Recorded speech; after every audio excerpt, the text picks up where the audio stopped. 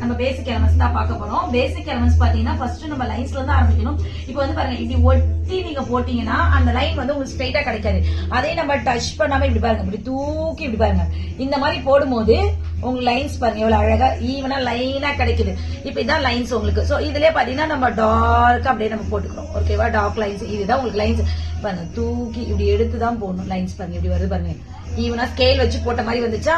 அதுக்கப்புறம் பாத்தீங்கன்னா லைட்டா வந்து நம்ம வந்து கைட்லைன் இந்த மாதிரி லைட்டா ஷேட் இது மாதிரி போட்டுக்கோங்க. போட்டுட்டு அது பாருங்க, இதான் என்னது ஹெம்ப். அழகா இந்த கைட்லைன் வச்சு நம்ம ஹெம்ப் லைன் வந்து பாத்தீங்கன்னா டச் பண்ணி போடணும். ஓகேவா, இதுதான் ஹெம்ப்.